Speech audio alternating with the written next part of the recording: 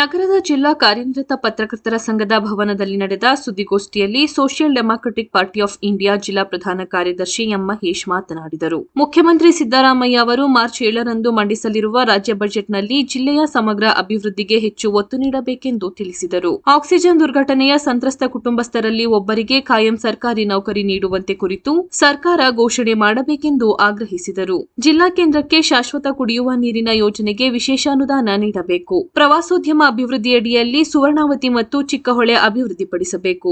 ಜಿಲ್ಲೆಯಲ್ಲಿ ಹಲವಾರು ಅಂಗನವಾಡಿ ಕೇಂದ್ರಗಳು ಬಾಡಿಗೆ ಕಟ್ಟಡದಲ್ಲಿ ನಡೆಯುತ್ತಿದ್ದು, ಇದರಿಂದ ಸೂಕ್ತ ಕಲಿಕೆ ವಾತಾವರಣ ನಿರ್ಮಾಣವಾಗುತ್ತಿಲ್ಲ. ಆದ್ದರಿಂದ ಅಂಗನವಾಡಿ ಕೇಂದ್ರಗಳಿಗೆ ಸ್ವಂತ ಕಟ್ಟಡ ನಿರ್ಮಾಣಕ್ಕೆ ವಿಶೇಷ ಅನುದಾನ ನೀಡಬೇಕೆಂದರು. ಸುದ್ದಿಗೋಷ್ಠಿಯಲ್ಲಿ ಎಸ್ಡಿಪಿಐ ರಾಜ್ಯ ಸಮಿತಿ ಸದಸ್ಯ ಅಬ್ರಾರ್ ಅಹಮದ್, ಜಿಲ್ಲಾಧ್ಯಕ್ಷ ಖಲೀಲುಲ್ಲಾ, ಉಪಾಧ್ಯಕ್ಷ ಸಿಕೆ ನಯಾಜುಲ್ಲಾ ಸೇರಿದಂತೆ ಮತ್ತಿತರರು ಹಾಜರಿದ್ದರು.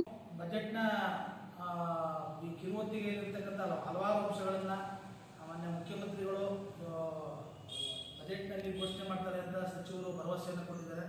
ಮತ್ತೆ ಇದರ ಅಂಗವಾಗಿ ನಮ್ಮ ಜಿಲ್ಲೆಯ ಎಲ್ಲ ತಾಲೂಕು ಕೇಂದ್ರಗಳಲ್ಲಿ ನಾವು ಶಾಸಕರನ್ನ ಭೇಟಿಯಾಗಿ ನಮ್ಮ ಕ್ಷೇತ್ರಕ್ಕೆ ವಿಶೇಷವಾಗಿ ಚಾಮರಾಜನಗರ ಜಿಲ್ಲೆಗೆ ಏನು ಅವಶ್ಯಕತೆ ಇದೆ, ಮೂಲಭೂತ ಬೇಡಿಕೆಗಳೇನಿದೆ, ಇದನ್ನು ಈಡೇರಿಸಿ ಅಂತ ನಾವು ಮನವರಿಕೆಯನ್ನು ಮಾಡಿಕೊಟ್ಟಿದ್ದೀವಿ. ಮತ್ತೆ ಇವತ್ತು ನಾವು ಸಹ ಹಲವಾರು ಬೇಡಿಕೆಗಳನ್ನು ಇಟ್ಕೊಂಡು ಇವತ್ತು ಪತ್ರಿಕಾಗೋಷ್ಠಿಯನ್ನು ನಾವು ಮಾಡ್ತಾ ಇದ್ದೀವಿ.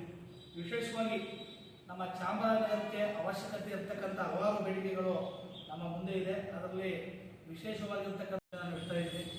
ಮೊದಲನೇದಾಗಿ ನಾನು ಏನು ಚಾಮರಾಜನಗರದಲ್ಲಿ ಎಂದು ಕಂಡುಬರಿಯದಂಥ ಒಂದು ದುರ್ಘಟನೆ ನಡೀತು, ಆಕ್ಸಿಜನ್ ದುರಂತ.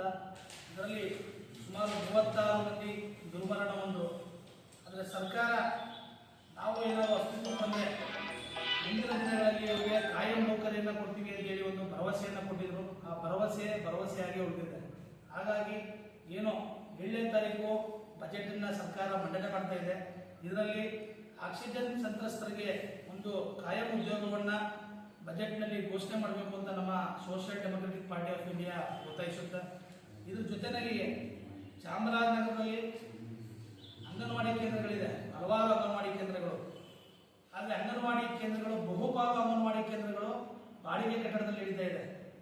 ಹಾಗಾಗಿ ಸರ್ಕಾರ ಇದನ್ನ ಮನವರಿಕೆ ಮಾಡಿಕೊಂಡು ಸ್ವಂತ ಕಟ್ಟಡವನ್ನು ಅಂದರೆ ಸೂಕ್ತ ಸ್ಥಳಾವಕಾಶಗಳ ಜೊತೆಗೆ ಸ್ವಂತ ಕಟ್ಟಡ ನಿರ್ಮಾಣ ಮಾಡೋಕ್ಕೆ ಒಂದು ಬಜೆಟ್ನಲ್ಲಿ ವಿಶೇಷ ಅನುದಾನವನ್ನು ಇದರಲ್ಲಿ ಮೀಸಲಿಡಬೇಕು ಅಂತ ನಾನು ಮನವಿ ಮಾಡ್ತೇನೆ. ಅದೇ ರೀತಿ ಇತ್ತೀಚಿನ ದಿನಗಳಲ್ಲಿ ಪ್ರಾಥಮಿಕ ಶಾಲೆಗಳ ಸರ್ಕಾರಿ ಪ್ರಾಥಮಿಕ ಶಾಲೆಗಳಿಗೆ ಮಕ್ಕಳನ್ನ ಸೇರಿಸ್ತಕ್ಕಂಥ ಸಂಖ್ಯೆ ಗಣನೀಯವಾಗಿ ಇಳಿಕೆ ಆಗ್ತಾ ಇದೆ. ಕಾರಣ ಏನಪ್ಪ ಅಂತ ಹೇಳಿದ್ರೆ ಒಂದು ಸೂಕ್ತ ಕಲಿಕಾ ವಾತಾವರಣ ನಿರ್ಮಾಣವಾಗ್ತಾ ಇಲ್ಲ.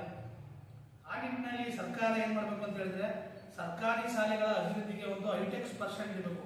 ಅಂದ್ರೆ ವಿಶೇಷ ಕಟ್ಟಡದ ವ್ಯವಸ್ಥೆಯನ್ನು ಮಾಡಿ ಇನ್ನೂ ಹಲವಾರು ಯೋಜನೆಗಳ ಜೊತೆ ರೂಪುರೇಷೆಯನ್ನು ತಯಾರು ಮಾಡಿಕೊಂಡು ಆ ಒಂದು ವಿಶೇಷ ಅನುದಾನವನ್ನು ಕೊಟ್ಟರೆ ಏನು ಸರ್ಕಾರಿ ಶಾಲೆಗಳಿಗೆ ಮಕ್ಕಳು ಹೋಗ್ತಾ ಇರೋ ಅದರ ಸಂಖ್ಯೆ ಅಧಿಕವಾಗುತ್ತೆ ಅನ್ನೋದು ನಮ್ಮ ಒಂದು ಅನಿಸಿಕೆ. ಆ ನಿಟ್ಟಿನಲ್ಲಿ ಸರ್ಕಾರ ಒಂದು ವಿಶೇಷ ಅನುದಾನವನ್ನು ಸರ್ಕಾರಿ ಶಾಲೆಗಳ ಅಭಿವೃದ್ಧಿಗೆ ಒಂದು ಮೀಸಲಿಡಬೇಕು. ವಿಶೇಷವಾಗಿ ಚಾಮರಾಜನಗರಕ್ಕೆ ವಿಶೇಷ ಒತ್ತನ್ನು ಕೊಡಬೇಕು ಅಂತ ನಾನು ಮನವರಿಕೆ ಮಾಡ್ಕೊಳ್ತೀನಿ. ಮತ್ತೆ ನಮ್ಮ ಬಹುದಿನದ ಬೇಡಿಕೆ ಏನಪ್ಪ ಅಂತ ಹೇಳಿದ್ರೆ ಚಾಮರಾಜನಗರದಲ್ಲಿ ಇರ್ತಕ್ಕಂಥ ಮೂಲಭೂತ ಸಮಸ್ಯೆಗಳಲ್ಲಿ ಒಂದೊಂದು ಸಮಸ್ಯೆ ಅಂತ ಹೇಳಿದ್ರೆ ನೀರಿನ ಕುಡಿಯೋ ನೀರಿನ ಸಮಸ್ಯೆ ಏನಾಗ್ತಿದೆ ಅಂತ ಹೇಳಿದ್ರೆ ಈ ಬೇಸಿಗೆ ಕಾಲ ಬಂದ್ರೆ ಅದು ಇನ್ನೂ ಹೆಚ್ಚಾಗುತ್ತೆ. ಆ ಕಾರಣ ಚಾಮರಾಜನಗರಕ್ಕೆ 2ನೇ ಹಂತದ ಕೆಬಿನಿ 2ನೇ ಹಂತದ ಯೋಜನೆಯನ್ನ ಶೀಘ್ರದಲ್ಲಿ ವ್ಯವಸ್ಥೆಯನ್ನು ಮಾಡಬೇಕು. ಇದ್ರ ಜೊತೆಯಲ್ಲಿ ಶಾಶ್ವತ ಕುಡಿಯುವ ನೀರಿನ ಯೋಜನೆಯನ್ನ ಜಾರಿ ಮಾಡಿದ್ರೆ ಬಹುಪಾಲು ಚಾಮರಾಜನಗರ ಪಟ್ಟಣಕ್ಕೆ ಅನುಕೂಲವಾಗುತ್ತೆ. ಮತ್ತೆ ಕುಡಿಯುವ ನೀರಿನ ಸಮಸ್ಯೆ ಏನಿದೆ ಇದು ಬಗೆಹರುತ್ತೆ ಅನ್ನೋದು ನಮ್ಮ ಅನಿಸಿಕೆ.